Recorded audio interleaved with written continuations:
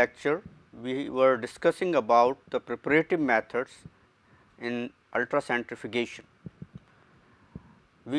If you could recall, we have discussed about different types of methods like differential centrifugation and density gradient centrifugation. In differential centrifugation, the separation of the analytes or the particles, different types of particles in a sample is achieved by the differential sedimentation pattern of each particle. Now, in differential centrifugation, the sedimentation is based on mostly mass of the particle. Now, where in steps the centrifugation force is increased, that is the centrifugation is performed at different centrifugal speeds or revolutions per minute. Then, like for example, you can start or one can start from say 1000 G force or particular revolutions per minute, and as you applied this for a particular period of time, certain analyte or certain particles in the samples will sediment. For example, many times the cell debris or and other like heavy nuclei might sediment at that. And then as you increase the centrifugal force in steps, then subsequently different particles as per their sedimentation patterns will sediment. So, you can start from very low centrifugal force or we can say centrifugal field to very high centrifugal field in ultracentrifugation, where you can achieve the separation or sedimentation of say ribosomes or other macromolecular fractions. So, by performing centrifugation in steps or in at different centrifugal force, one can achieve the separations of many kinds of particles, like particularly the subcellular components.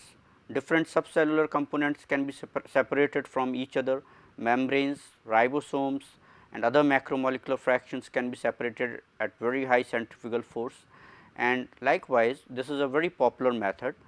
It needs to be repeated, like once you get supernatant and pellet might not be completely pure.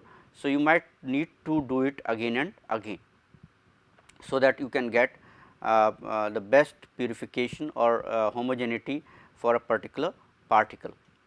There was another one was density gradient centrifugation.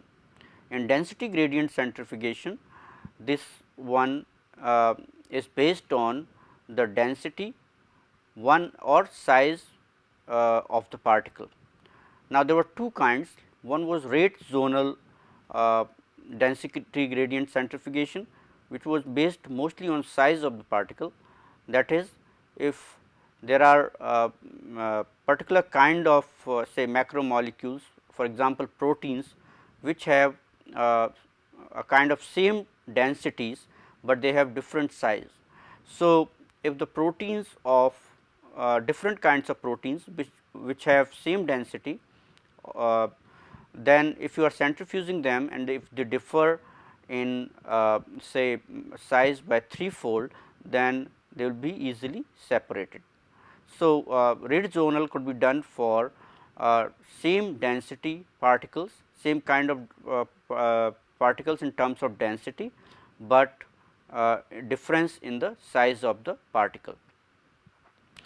In rate zonal, one important thing was that the density gradient which is formed, the densest part of the density gradient, that is at the bottom, will be less denser than the densest particle or densest particle in the sample. So, you have it is like time bound centrifugation, otherwise this pelleting might take place, and to avoid pelleting it should be completed in a limited time. On the other hand, there was isopenic or isodensity separation, where it is based completely on the density of the particle, and where size might be little different, but size might be same, but the densities are different from each other, and on basis of the density the particle will move till it reaches its isodensity, and it will float on the cushion of the higher density material than itself. So, that way there is no time boundation, you can run it for unlimited time. There could be possibility where you can make the gradient with a density gradient maker beforehand, where you can have lighter density on the top and the heavier density at the bottom, or it could be on the basis like cesium chloride or other, where they form density of on centrifugation. So, mixture could be either mixed in there, the sample could be distributed homogeneously, or it could be layered on the top. So, either way it could be done. Then we were discussing about different criteria or parameters about the density gradient centrifugation, like how density gradient is formed, what kind of material, different kinds of density gradient patterns are there, all these things we were discussing. So, in this lecture we will be going to extend our discussion on density gradient centrifugation, and we will start with one of the parameters, that is recovering and monitoring of gradients from centrifuge tubes.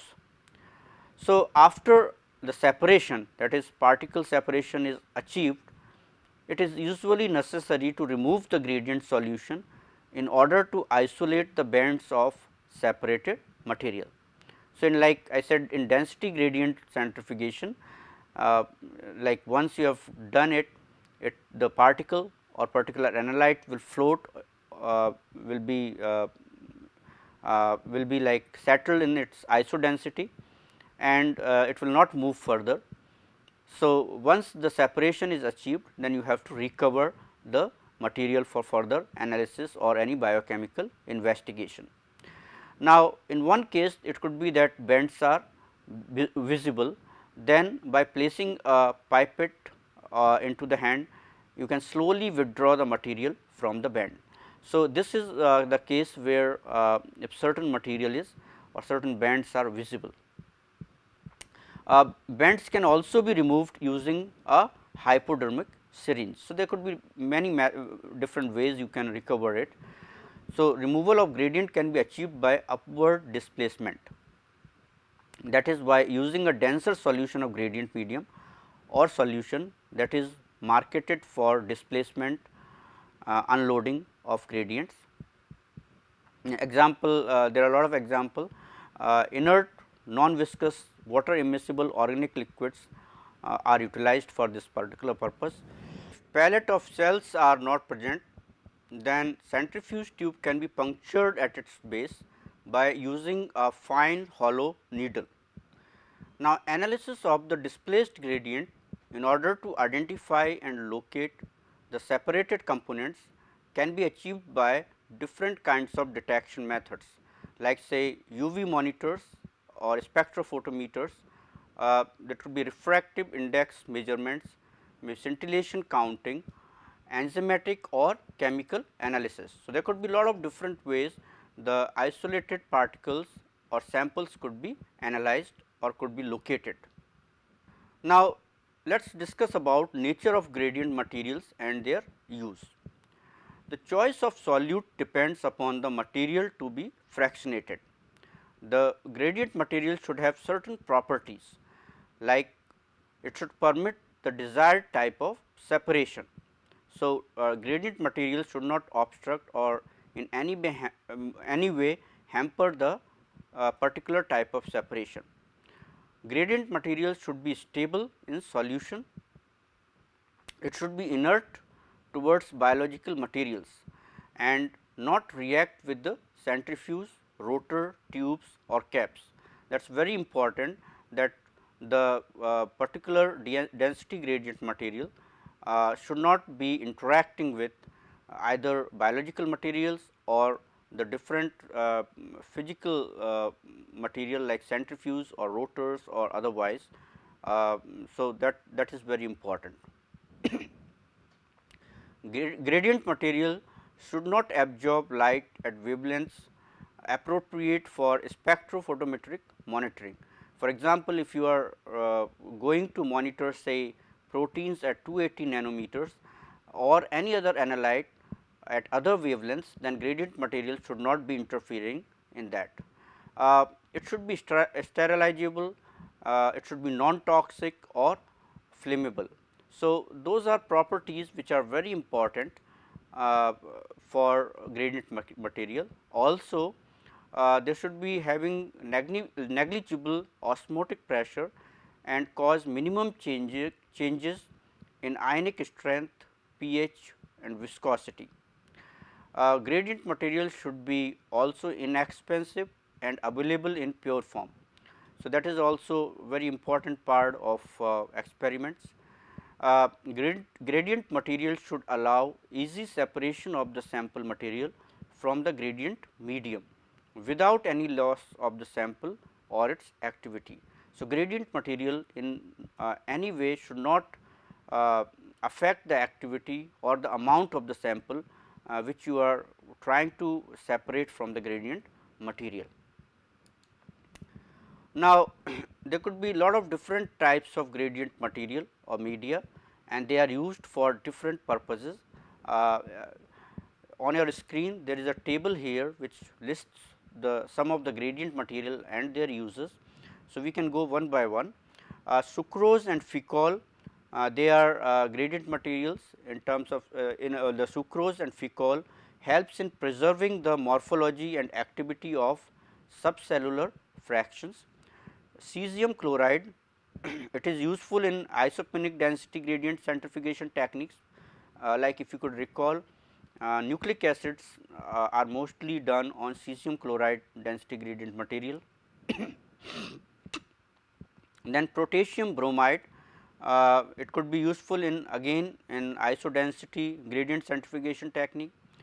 Percol, it is because of its low osmolarity, low viscosity and large particle size, it is very suitable for separating cells, bacteria, viruses and subcellular organelles.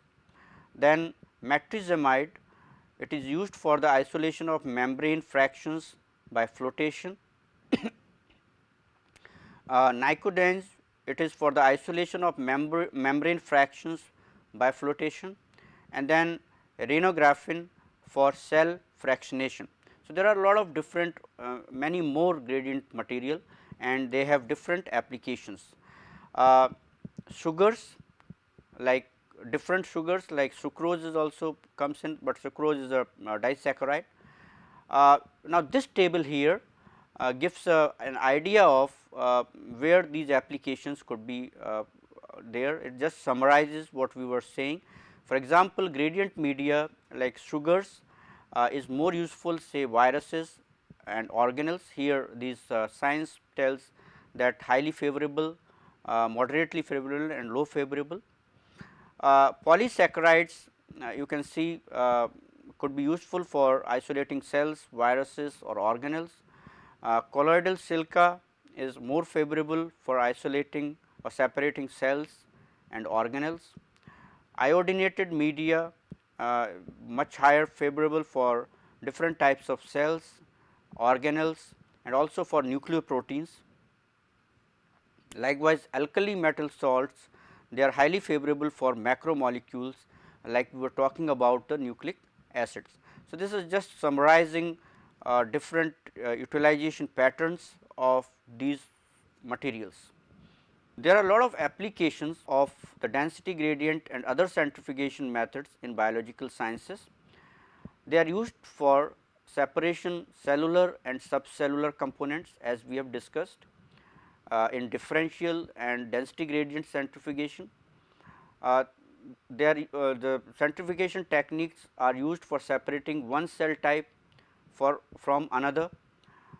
They are used for removing cells or other suspended particles from their surrounding milieu in either a batch or a continuous flow basis. We are going to discuss about these rotors in a little while. Then centrifugation techniques are utilized in isolating viruses and macromolecules including DNA, RNA, proteins, lipids, or establishing physical parameters of these particles from their observed behavior during centrifugation. Affinity purification of membrane vesicles can be performed. It is also utilized for studying the effects of centrifugal forces on cells, developing embryos and protozoa. There are a lot of like analytical centrifuges, like we have discussed, is used for determining relative molecular mass, estimation of purity of macromolecules, detection of conformational changes in macromolecules. So, likewise there are whole lot of applications of these centrifugation and ultracentrifuge techniques, and they are utilized routinely in different labs for different applications. So, till now what we have discussed about is different kinds of preparative and analytical techniques, like we have discussed about analytical ultracentrifugation method, and also we have discussed the preparative methods like differential method and density gradient method. Also we have discussed about applications of these methods in various areas for various kinds of different scientific experiments. Now, let us extend our discussion to the rotors actually, that is the design and care of these rotors which are utilized for different applications. So, a centrifuge rotor is the rotating unit of the centrifuge which has fixed holes drilled at an angle. Now, this is like in particular there could be different types as we will discuss now. Now, in these drilled holes test tubes or different containers are put in, and the rotor spins to aid in the separation of the material. So, the material is put in these tubes and these tubes are then put into the rotor. So, there are three types of centrifuge rotors mainly: swing bucket rotor, fixed angle rotors and vertical rotors. Also we will be discussing about zonal rotors in a little while and continuous flow rotors. Now, centrifugal force created by a spinning rotor generates loads of stress on the rotor material. So, when there is very high centrifugal force, then the material of the rotor should be such that it can bear that stress. So, the materials used in rotor construction, one is that many materials could be utilized, but most of the time there are certain materials which are good for construction of rotors, like they could be made of brass or steel or aluminum alloy and titanium alloy. So, rotors for low speed, like say where you will have where they will experience lower degree of stress, will be made mostly of say brass or steel or perspex. So, these are rotors which are not spun at very high speeds, there will be low speed rotors as we have discussed in certain low speed centrifuges. But rotors for high speed will experience much higher degree of stress, and so they are made up of the metals which could take up that stress, these high speed rotors are made up of mostly aluminum alloy or titanium alloy. For very high speeds titanium alloys are utilized, they are like much more inert, stable, and they can bear much higher stress also. So, titanium alloy having greater strength to weight ratio are more robust, they experience less metal fatigue and resistance they are resistant to corrosion. Aluminum rotors are more susceptible to corrosion and being readily attacked by acids, alkalis or salt solutions, like high concentration salt solution. So, rotors are given protective coating to metal surfaces either by anodizing in case of say aluminum rotors or applying a black epoxy paint. So, they should be protected and a protective coat is put on these rotors actually. For improvement in rotor safety, materials such as carbon fiber are used for rotor construction. So, there are a lot of various precautions and care is taken in construction of rotors, so that they can bear uh, they can have high strength and they can bear the stress because of high centrifugal field. The general geometry of rotors could be like as you see on screen. For swinging bucket rotors, it is like these buckets or these containers are, as the centrifuge is switched on, due to the centrifugal force they will be extended outwards, and this will be for swinging bucket rotor.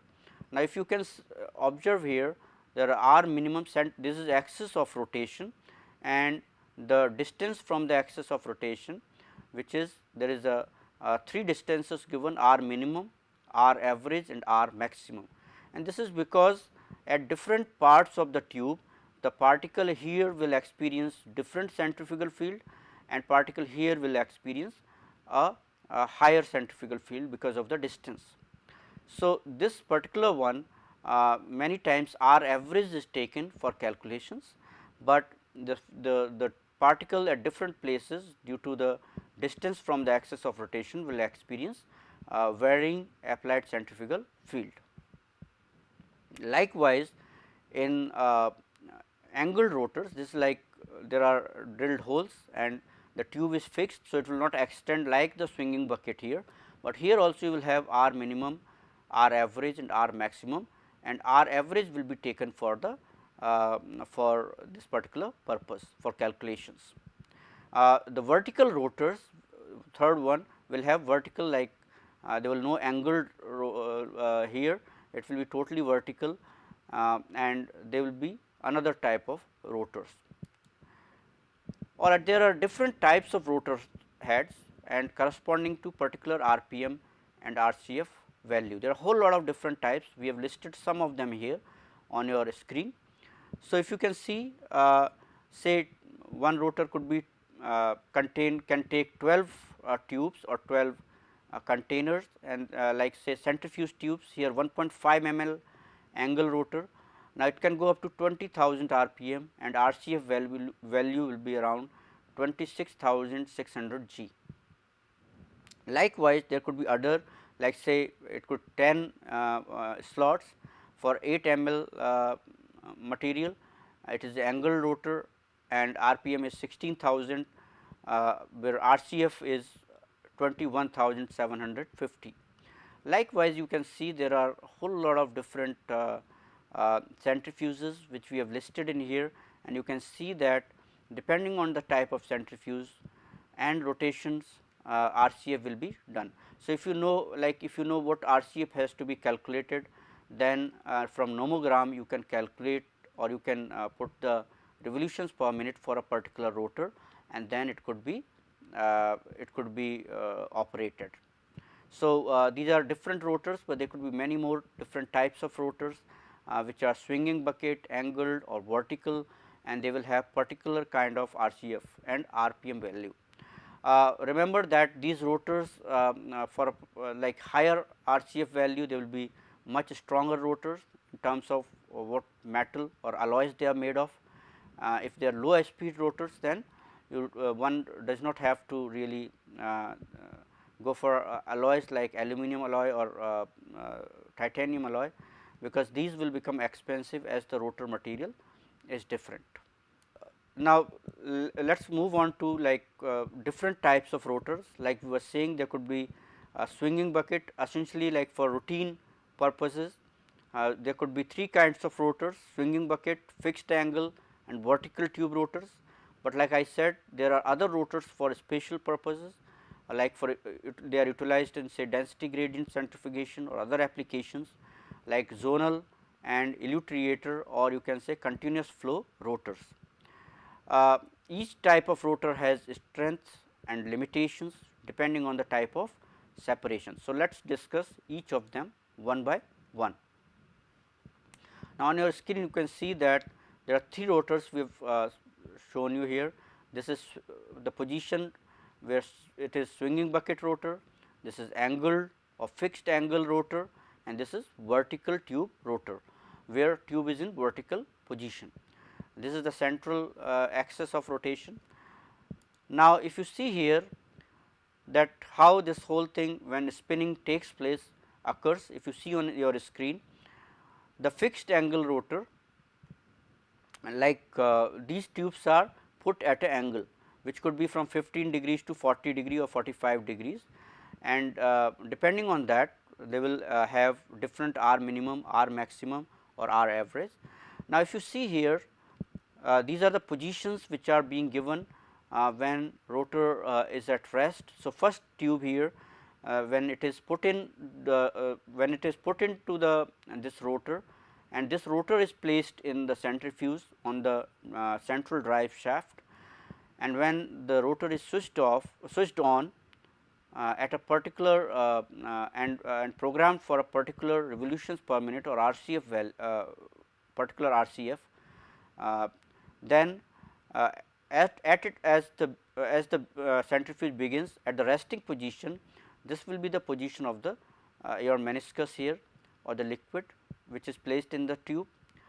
As the rotor starts and centrifugal force is applied, the position of the, it will be from here, it will the position due to the centrifugal force, that is outward centrifugal force which is in this direction, will be like this.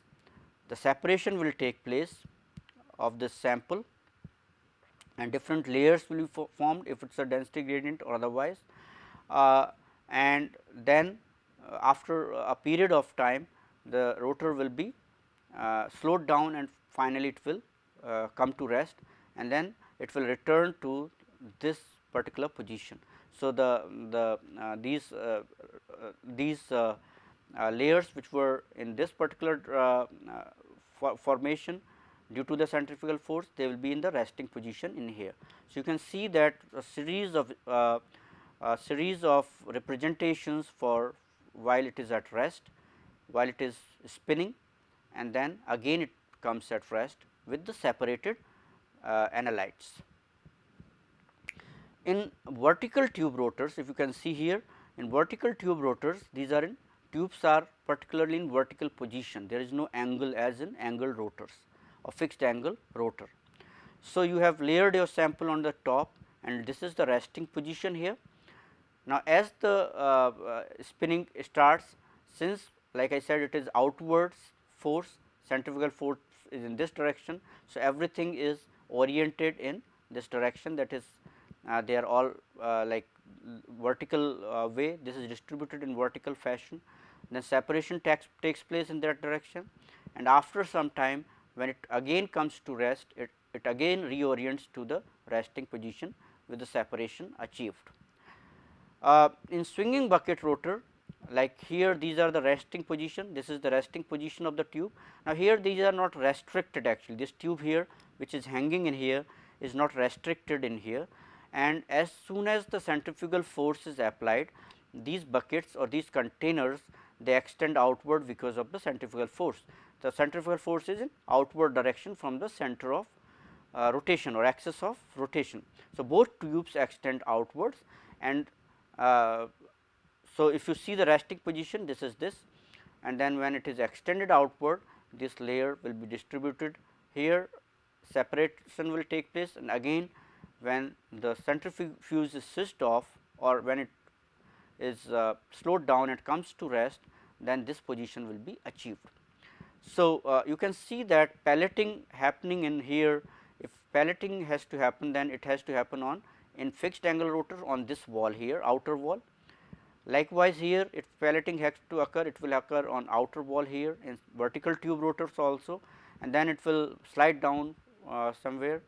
But in this case, there will be directly pelleting will be not to on walls, but it will be directed to the bottom actually. So, this is the difference between swinging bucket rotor and angled rotors. All these three, mostly vertical tube rotor is not so much used, but fixed angle rotor and swinging bucket rotors are widely used for different applications. So, if we summarize like different types of rotors and their use here. Now, fixed angle rotor is excellent for pelleting, but it is limited for rate zonal sedimentation, and isopenic also it could be utilized. It is like not compulsory. Swinging bucket rotors is not very efficient for pelleting as such, but it is good for rate zonal sedimentation or isopenic sedimentation, that is density gradient centrifugation. Then vertical rotor is not suitable for pelleting. Swinging bucket could be utilized for pelleting, it is not that it could not be utilized. Then rate zonal, it's this is quite good vertical for this particular one, and it is quite good for isopenic. Likewise, zonal rotors are excellent for density gradient centrifugation and not so much for pelleting. So, this is like how these rotors could be applied or could be used for different applications here, right from pelleting to say rate zonal or isopenic or other separation methods. Now, little bit about swinging bucket rotor. So, swinging bucket rotors, sample tubes are loaded into an indivisible buckets that hang vertically while the rotor is at rest, like I have shown you here. When the rotor begins to rotate, the bucket swings out to a horizontal position, so that during centrifugation the tube and its solution is aligned perpendicular to the axis of rotation and parallel to the applied centrifugal field. Now, the tube returns to its original position during deacceleration of the rotor. So, I have shown you all these positions and how the liquid is or the material is oriented in there.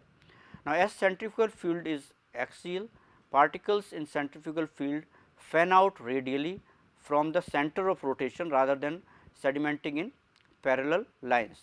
So, longer distance of travel may allow better separation, such as in density gradient centrifugation. Now, some particles may strike against the wall of the tube and then travel along the walls, causing convection current. So, that is a wall effect is another problem with these rotors. Undesirable swirling effects cause mixing of tube contents, and also during rotor acceleration and deacceleration this could occur. Control of swirling effects and convection can be achieved by slowly accelerating and deaccelerating the rotor. That could be done, like this occurs mostly during acceleration and deceleration. Now, this usually supports samples ranging in volume from say a few ml to very liters actually. Now, this depends on like how big the sample bottle size is, and accordingly this could be done. It could be used for like large volumes are utilized for pelleting also for many times or for other applications, and different amount of volumes could be taken for different application. Swinging buckets can support two types of separation, they could be rate zonal or isopenic, and rotor is relatively inefficient for pelleting, but it does not mean that they are not utilized for pelleting. Like for many times if you are harvesting say bacterial cells and you are having a large amount of material, the swinging bucket rotors can be utilized, like large buckets could be utilized for pelleting purpose also. So, here you can see these are the tubes and they like hang in here and then they extend outward when this in this fashion. These are like buckets, large buckets, here tubes could be placed, these are swinging bucket rotors. Remember to balance them, like if you are putting 1, 2 here, then 2 balance has to be here, and large samples could be achieved could be put in here. So, these are swinging bucket rotors. Now, fixed angle rotors. In fixed angle rotors, sample tubes are held at fixed angle, and these could be ranging from say 20 or 15 degrees to 45 degree in the rotor cavity, and when the rotor begins to rotate, in this case the centrifugal field is oriented at an angle to the tube wall. So, the solutions in the tubes reorients actually. Fixed angle rotors are usually used for pelleting applications to either pellet particles from a suspension, and remove the excess debris or to collect the pellet.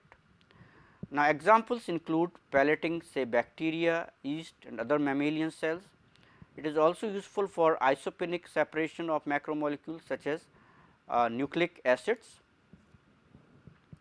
Rotor cavities range from like say from 0.2 ml to 1 ml or maybe higher. The most important aspects in deciding to use a fixed angle rotor is the K factor. The K factor indicates how efficient the rotor can pellet at maximum speed. The lower the K factor, the higher the pelleting efficiency. Remember, here also different types of rotors are available, which can range from a few like centrifuge tube rotors or microfuses kinds of rotors to very high volume rotors like say 50 ml rotors or more are available. So, and with different tube capacities, like say for example, there could be 6 tube rotors or maybe higher, depending on the volumes which are taken. More is the volume, less will be the less number of tubes could be accommodated in there. All right, this is the representation of a fixed angle rotor. Now, if you can see here, the tube here is placed in at a particular angle, it is in a slot, and the axis of rotation which rotates in this particular direction. As the rotation occurs, pelleting, if it is a pelleting application, pellet will be settling or pellet will occur at the outer wall of the tube. The reorientation of the liquid material, like it's you can see here, reorientation will take place as I have shown you earlier as the centrifugation starts. There is another representation here where you can see the rotor and the 2 tubes put in here. Now, this can carry more tubes as per the rotor capacity and the volumes each tube carries. Now, you can see here that the material is spread in here, and when pelleting will occur, they will pellet at the on the outer side of the wall on this wall here. So, this is how the angle rotor will look like, and this is like typical angle rotor, and you can see the tubes can go here, these are larger tubes can go in here. This is placed into the centrifuge and drive shaft on the central drive shaft, and then it is spun at a particular RCF value as per the specification of a particular rotor. All right. So, we come to the third one, that is vertical rotors. Now, vertical rotors are highly specialized. These are 0 angle fixed angle rotor fixed rotors. Now, here there is no angle, like in fixed angle rotors, if you could recall, there was like from 15 or 20 degree to 45 degree angle could be there, but here there is no angle as I have shown you earlier. Sample tubes are held in vertical position during rotation. So, during operation of the rotor, solution in tube reorients through 90 degrees during rotor acceleration to lie perpendicular to the axis of rotation and parallel to the applied centrifugal field, and this will again return to its original position during deacceleration of the rotor.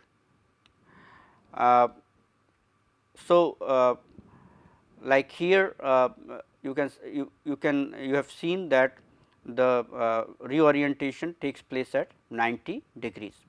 Now, sedimentation can be achieved more quickly than fixed angle or swinging bucket rotor, because the path which has to be travelled here is very small.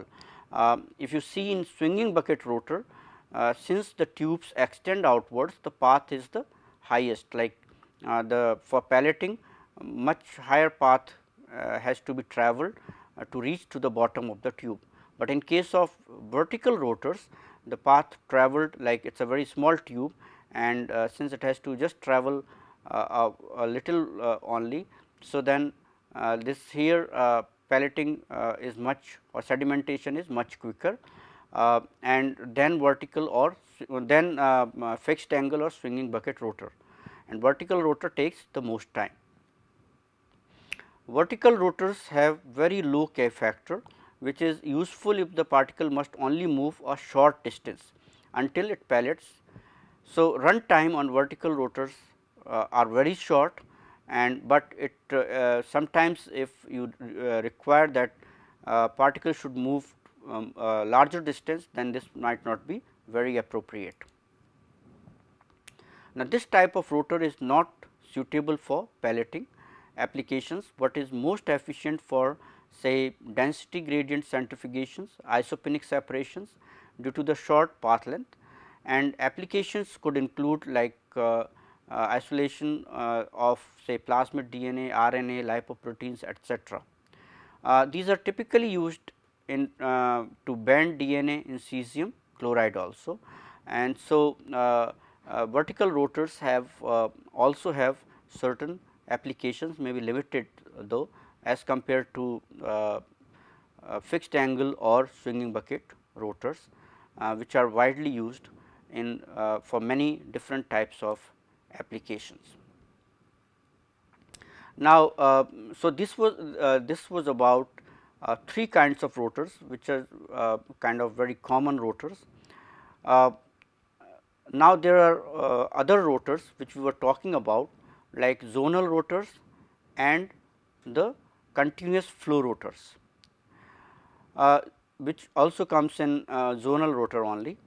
So, zonal rotors, these are you can say spherical or cylindrical shape, which should be a flattened sphere or certain cylindrical kind of shape could be there, and the interior of these rotors might be divided into sectors, maybe 4 sectors by septa.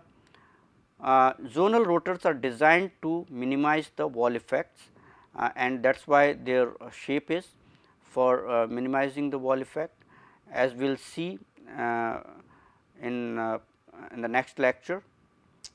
These are like these wall effects which are encountered in swinging bucket and fixed angle rotors are minimized quite a lot here, and also these rotors are utilized for large sample size, which could not be done in other rotors, very routine rotors. Batch type rotors, it could be like zonal rotors could be of two types or two kinds. One is batch type, another could be continuous flow rotors. Now, as name suggests, batch type rotors will be one where you do a particular thing in batch format, and another rotor would be where in continuous flow rotors where very large volumes are utilized. The sample is applied continuously, the cells pellet or the material particles pellet, and rest of the solution or liquid is driven out in these rotors. We are going to discuss about one of these rotors in the next lecture. Now, batch type rotors are most extensively used. They have less wall effects, they have more sample size could be accommodated in there, and based on sample loading and unloading, there could be different types of different batch type rotors. There could be batch type rotors which are low speed batch type rotors, there could be rotors which are high speed batch type rotors. Then there could be on differences in unloading and loading, like in batch type rotors there could be dynamic or static type of rotors, where dynamic rotors the loading is done while the rotor is spinning at a slow speed, and then unloading also done when it is brought to a lower speed. But in static rotors they are at rest when loading or unloading is done, but they are slowly accelerated first to a particular speed, then they are accelerated further to operating speed. So, there are differences in their operation and the way they are loading and unloading is performed in these rotors. Likewise, continuous rotors, there is a single rotor rather than or you can say there is a single slot in there, and they are designed in such a way that there is an inlet and there is an outlet. From inlet continuously the solution or the liquid containing the material. Let us say for example, large volumes containing cells could be pumped in, and then sedimentation of the particles occur, and the rest of the liquid could be going out from the outlet. So, that large volumes could be worked upon here. So, in this lecture, to summarize, we have discussed about different types of rotors. Particularly, we have discussed in this lecture about the swinging bucket rotor, fixed angle rotor and vertical type of rotor. We have also seen about, we have also discussed about the types of materials which are used for making the rotor, and the care taken for these rotors, like they should have capacity to bear the stress which is generated due to the high centrifugal fields. They should be inert, or they should not be affected by various types of solutions which are used in these rotors, like for say acidic, alkaline or high salt concentrations. So, all these things has to be all these things are important for maintenance and long life of the rotors.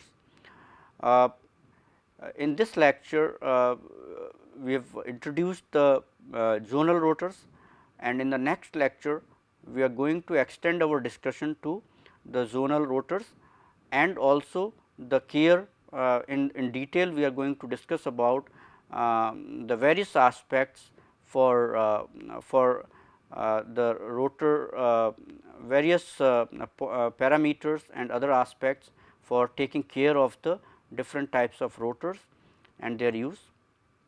So, we will be discussing in the next lecture about zonal rotors, batch type rotors and continuous flow rotors, as well as the care of the rotors. Thank you.